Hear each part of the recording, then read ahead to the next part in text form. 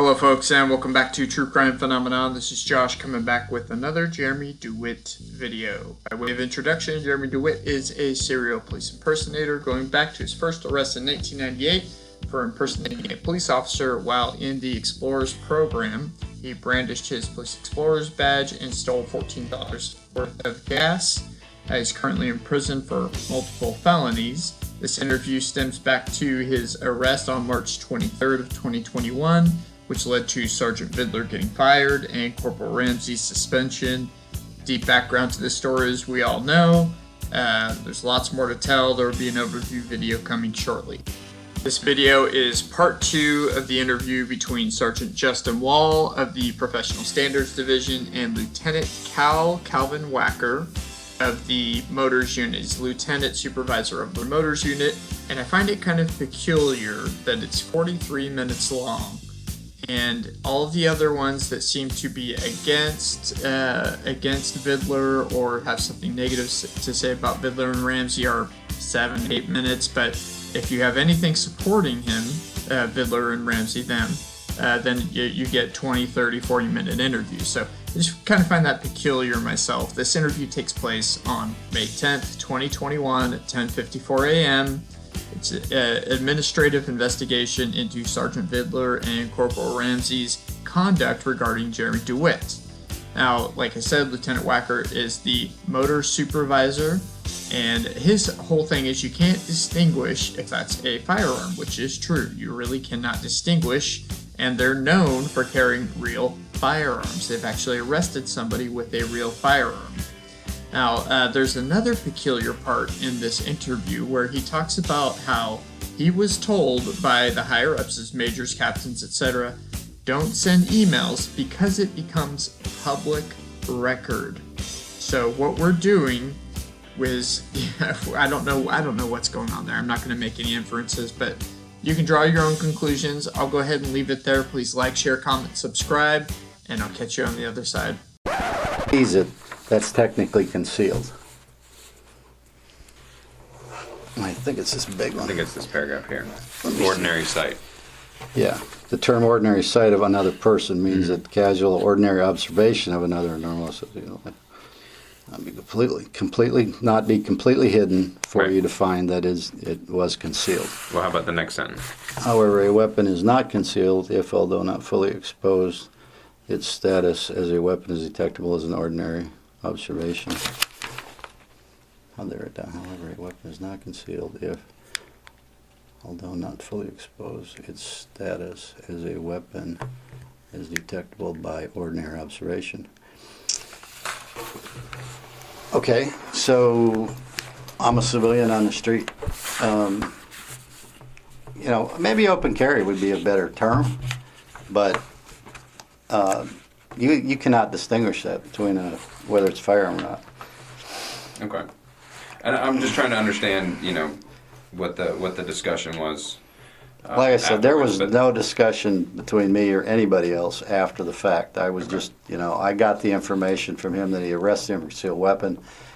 Standard operating procedure from day one on this case was anything that happens goes to the captain goes to the major. Where it went from there, I don't know. Okay. And then a decision would come back down. This one probably came a little late. Okay. So. And so, just to be clear, before Mr. DeWitte's booked into jail, you didn't review these jury instructions? No. This was all after? No. I took Sergeant Vidler's on his word that he was carrying a concealed weapon. Okay. Never really questioned it other than it was the gun, maybe. But DeWitte's people have been known to carry regular firearms because I think way back in the beginning, one of them was arrested for carrying it. Although he had a license as a security person to carry it, DeWitte doesn't have the license to allow him to carry it. So he was arrested for that. That was one. I actually think that was probably the first time that we got. I say we. Vidler and them got re-involved in it. Okay. So are you aware of an email sent from General Counsel Austin Moore to Sergeant Vidler in May of 2019 advising that there was nothing illegal about Metro State employees openly carrying pepperball guns? I'd have to go through all the emails I saved, but I don't recall that off the top of my head. Okay. Were you aware that during the arrest of Mr. Dewitte and during Corporal Ramsey's subsequent interview, Mr. Dewitte had asserted that he had this email, which obviously contradicted the charges against I'm him? going to be honest with you. There wasn't a lot of emails during this entire investigation. When I would ask for an email from my captain, I would basically be told, that's public record, it's going to be public record if we do that, we can't do it in emails. So there wasn't a lot. I think I kind of went through, I can go get my computer if you want, but I saved everything that was DeWitt related. Okay. Most of it's between Ramsey and all that, and it's just, you know, when they're going to do this, when they're going to do that. Okay. There is one from Austin Moore in there, but I didn't read it. Okay. So I don't know what it is, but I can go get the computer and you can look at it if you want. And you know, probably after the interview, you can take a look and see if there's anything that you find relevant. Right. But specifically, there is an email from Austin Moore to Sergeant Bidler advising that there's nothing illegal about Metro State openly carrying pepperball guns. So you weren't aware of that email? Not that I'm aware of. If I got it, I'll look. I'll Okay. put it that way. But like I said, there wasn't a lot of email. Let me explain something. Yeah. This investigation started. Sandy Carpenter was going direct to Ramsey, direct to Vidler, and I wasn't really in the loop. They would have meetings with Anzueto, Zwig, and all of that, and I would ask Ramsey and Vidler what was said in the meeting. Basically, those were meetings giving them deadlines on their investigation. This is the initial investigation they started. Mm-hmm. Giving them deadlines, and all I would do was make sure that they hit the deadline. As far as the only meeting that I can remember having was with Anzueto, and I couldn't tell you the date. It was the day that Vidler was going up to get some arrest warrants signed, and there was a question about a search warrant, because Vidler had written 2 search warrants, one for DeWitt's house and one for the business. I was told that the attorney, Austin, told him there was no precedence for the search warrant, and he didn't see a precedent for him.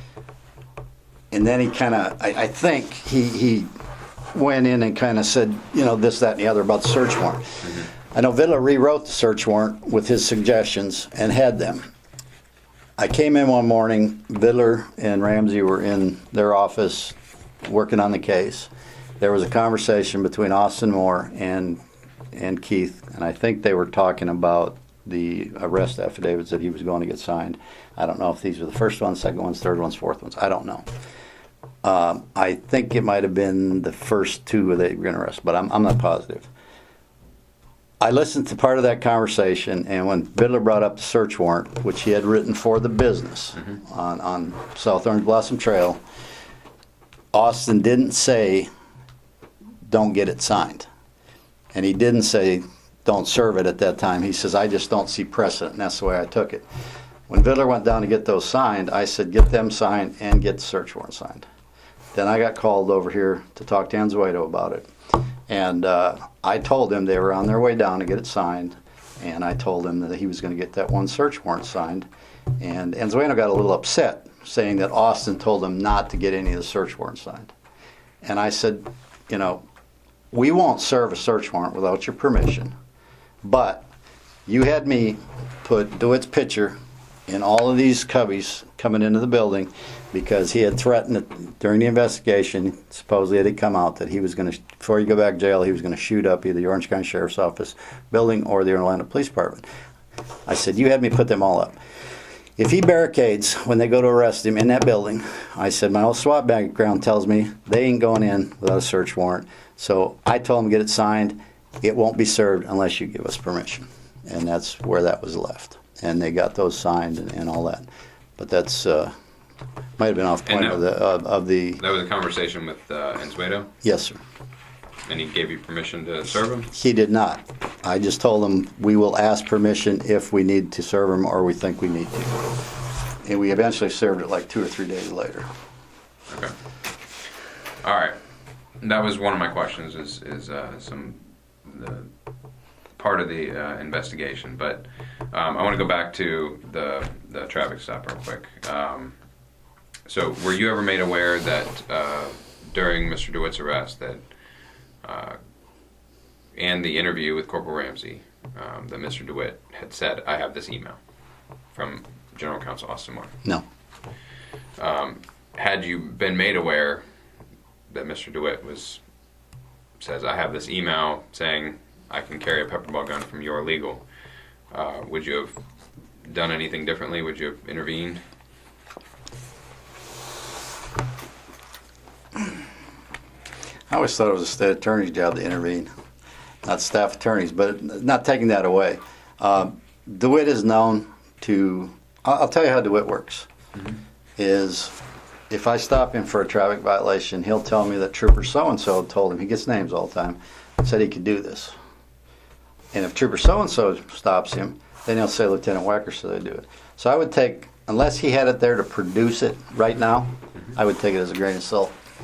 Okay. Were you ever made aware that Mr. Dewitte had made multiple requests on the traffic stop and during the interview with Corporal Ramsey to speak with the lieutenant or captain? He asked 17 times on the traffic stop alone to speak with the lieutenant or captain. I never knew that. Okay. I know it now because someone told me that he asked for me a bunch of times. But as soon as this kind of got cracking, I didn't even go and look at the body camera or none of the videos. I figured it'd be locked up by then anyway. Okay, so given the circumstances surrounding the history between Sergeant Bidler and Corporal Ramsey and Mr. Dewitte, do you believe that's something you should have been made aware of? Hey, he's asking for you. Yeah, probably. So if you had known about his request, would you have met with him? I don't know that I'd have gone up onto I-4. I mean, but I don't know where they were. My biggest concern at that point was that Bidler wasn't alone with him, that Reeves was with him. And that's what I was told. So. Okay. Did you ever speak with Mr. Dewitte? I spoke with Mr. Dewitte a day or two after when he wanted his property released. All right, folks, going to wrap it up for this one. Please like, share, comment, subscribe. I apologize for not mixing in more clips like I normally do. Just getting over the virus. You know how it is. So anyhow, thank you guys so much for watching, and I'll catch you on the next one.